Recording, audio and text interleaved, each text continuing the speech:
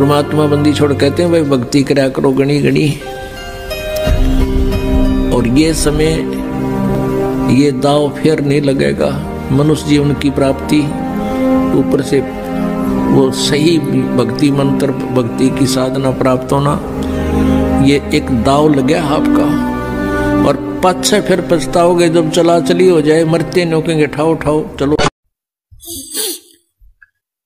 के घर घर के अंदर परमात्मा कहते हैं मेरे ज्ञान की चर्चा होया करेगी। पुण्यात्मा आज देख रहे हो परमात्मा की दया से परमेश्वर के बच्चे किस प्रकार घर घर में जाके द्वार पे खटखटा रहे हैं, परमात्मा के संदेश लेकर जा रहे हैं, उनकी चिट्ठी पहुंचा रहे हैं उनकी प्यारी आत्माओं तक। और घर घर के अंदर ये पुस्तक ज्ञान गंगा पहुंच रही है और सब बैठ के विचार विमर्श किया करेंगे, सचमुच हम तो बर्बाद हो गए थे, सचमुच ये तो ज्ञान है सच्चा है, सब बुराई छोड़ के। और सभी कहते हैं बरतें सहज स्वभाव, सब प्यार से रहा करेंगे, खींचातानी खत्म हो जाएगी, सबको डर लगेगा, किसी की रिश्वत नहीं लेंगे और न ही कोई दहेज लेगा, ना कोई किसी और प्रकार से किसी से रीति रिवाज बरतेगा, क्योंकि उसको पता लग जाएगा कि आज यदि मैं इससे कुछ लूंगा तो मैंने इसका देना पड़ेगा। परमात्मा कहते तुमने उस दरगाह का मैल नहीं देखा और धर्मराज के तिल तिल का लेखा।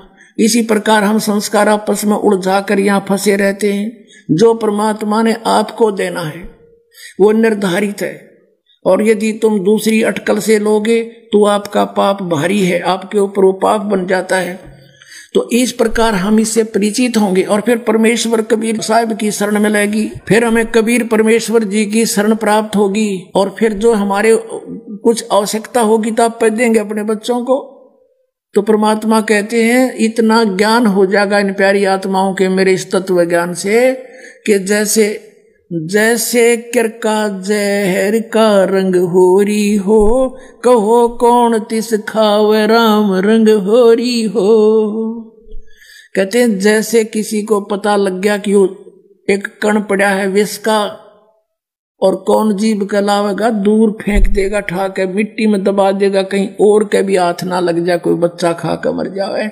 तो हमें ये जो रिश्वतखोरी या मिलावट करके दहेज ले करके या और किसी तरीके से डाके चोरी करके हम जो विष इकट्ठा करते हैं, ये पाप दिखाई देगा, ये विष दिखाई देगा, और फिर ये ऐसा लगेगा जैसे जहर का किरका कण। तो उसके बारे में बताया कि अभी बच्चों को पता को नहीं तुम ये गलती कितनी भारी कर रहे हो, और फिर ये विष है विष, और ये विष दिखाई देगा। जैसे छोटा बच्चा होता है उसको पता नहीं इस बोतल में क्या रखा है, और वो लगा के मुंह पी जाता है। एक शराबी शराब पिया करता था, उसने पीकर बोतल कुछ वो अपने भूस में दबा देता था, तूड़े में, गेहूं के तूड़े में छुपा देता था। उसका एक छोटा सा लड़का देखा करता था, उसने सोचा कि पिताजी कोई खास चीज पीता है, तू भी पी ले पीछे से। एक दिन उसने क्या किया, तूड़ा 10 वर्ष का बालक था, उस भूस को हटाने लगा, उसमें कीड़े मारने की दवाई थी एक बोतल में, उसने वो निकाल ली। उसने सोचा ये वही है जो पिताजी पीता था, और लगा के मुंह के 2 घूंट भर गया, मर गया। वो पड़ी पाई बोतल भी उसके साथ में। तो पुण्यात्माओं जब पता लग जाएगा कि इसमें विष है, अब सभी हम विष खा खा कर दुखी पा रहे हैं, किसी की आंख फूट गई, किसी का बेटा मर गया, किसी की बेटी मर गई, कोई किसी दुख से पीड़ित है, कोई किसी भयंकर रोग से दुखी है। ये हाहाकार क्यों मचा हुआ है? क्योंकि हम अपने कर्म बिगाड़े बैठे हैं। हमने पिछले जन्मों में कोई ऐसे पाप किए हैं जिनके आज दंड भोग रहे। किसी की आंख फूटी पड़ी है, कोई काना है, कोई कोडी है, किसी की दोनों हाथ कट गए, किसी की दोनों टांग कट गई। तो फिर ये हमें जहर दिखाई देगा। तो उसके लिए बताते हैं कि जैसे किरका जहर का रंग होरी हो, कहो कौन तिस खावे राम रंग होरी हो। कहते ओरी माने खुशी होया करेगी, फिर कि जहर ने कौन खाएगा, राम नाम की ओरी, वो खुशी होया करेगी हमारे साथ, वो राम नाम की